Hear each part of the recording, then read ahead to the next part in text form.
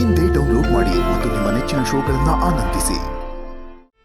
ಮನೆಗೆ ತಕ್ಕ ಹಾಗೆ ಅವ್ರಿಗೆ ಹೇಗೆ ಬೇಕೋ ಹಾಗೆ ನಾವಿರಬೇಕಾಗುತ್ತೆ. ನಮಗೆ ಇಷ್ಟ ಇಲ್ಲ ಅಂದರೂ ಕೆಲವು ಸಲ ಬದಲಾವಣೆ ಮಾಡ್ಕೋಬೇಕಾಗತ್ತೆ ಮಗ.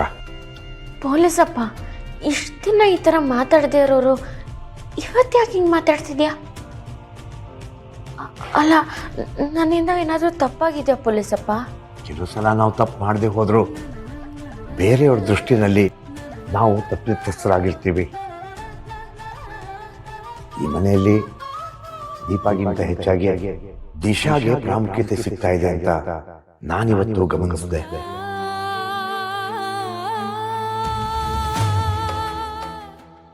ಅಷ್ಟೇ ಅಲ್ಲ ಮಗ, ನಿನಗೂ ದಿಶಾಗೂ ಇರೋ ವ್ಯತ್ಯಾಸ ಏನು ಅಂತ ಸೌಂದರ್ಯ ಅವರು ತುಂಬಾನೇ ಚೆನ್ನಾಗಿ ಹೇಳಿದ್ರು.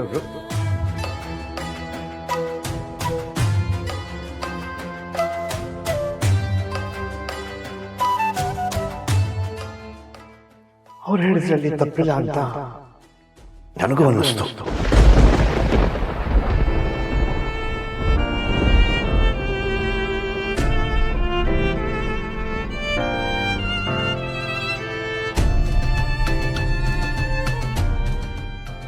ಅವ್ರು ಅಂದ್ಕೊಂಡಿರೋ ಮಟ್ಟಿಗೆ ಅವ್ರಿಗೆ ಸೊಸೆ ಸಿಕ್ಕಿಲ್ಲ ಅನ್ನೋದು ಸತ್ಯನೇ ಅಲ್ವಾ?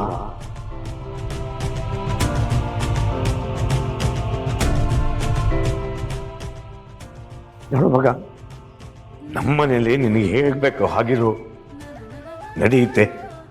ಆದರೆ ಇಲ್ಲಿ ಅವ್ರು ಹೇಗೆ ಹೇಳ್ತಾರೆ ಹಾಗೆ ಕೇಳ್ಕೊಂಡಿರ್ಬೇಕಾಗತ್ತೆ. ಅದಕ್ಕೆ ನಮ್ಮನ್ನು ನಾವು ಬದಲಾಯಿಸ್ಕೋಬೇಕು ಅಂತ ನಾನು ಹಿಂಗಾಗಲೇ ಹೇಳಿದ್ದು. ಈ ಮನೆಗೆ ದೀಪಾನೇ ತಕ್ಕ ಸೊಸೆ ಅಂತ ಎಲ್ಲರೂ ಅನ್ಬೇಕು. ಹಾಗೆ ನೀನು ನಡ್ಕೋಬೇಕು.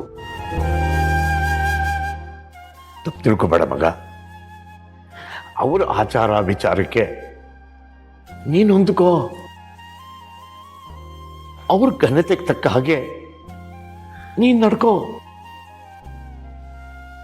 ನಿನ್ನ ಆಚಾರ ವಿಚಾರ ಎಲ್ಲ ನೀನ್ ಬದಲಾವಣೆ ಮಾಡಿಕೊಟ್ರೆ ಅವ್ರು ಯಾಕೆ ಬದಲಾಗಲ್ಲ? ಅವ್ರು ಯಾಕೆ ನಿನ್ನ ಈ ಮನೆ ಸೊಸೆ ಅಂತ ಒಪ್ಕೊಳ್ಳಲ್ಲ? ನಾನು ನೋಡ್ತೀನಿ. ಇಷ್ಟು ದಿನ ನಾನು ನಿಮ್ಮೆಲ್ಲರಿಗೋಸ್ಕರ ದುಡಿದೆ.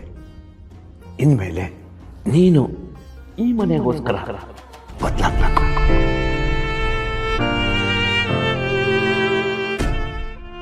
ಹೋಗ್ರೆ ಬಂದೆ ಮಗ. ಸ್ವಲ್ಪ ದಿನ ಇದೆಲ್ಲ ಕಷ್ಟ ಅಂತ ಅನ್ನಿಸ್ಬಹುದು. ಕಲ್ಲಿಗೆ ಉಳಿ ಪೆಟ್ಟು ಬಿದ್ದರೇನೆ ದೇವರಾಗೋದು, ಜನ ಕೈ ಮುಗಿಯೋದು. ನಿನ್ನ ಬಗ್ಗೆ ಯಾರೂ ಕೆಟ್ಟದಾಗೇನೂ ಮಾತಾಡಲಿಲ್ಲ. ಈ ಮನೆಗೆ ಬರೋ ಸೊಸೆ ಹೇಗಿರಬೇಕು ಅಂತ ದಿಶಾನ ಉದಾಹರಣೆ ಆಗಿಟ್ಕೊಂಡು ಮಾತಾಡ್ದವಷ್ಟೇ.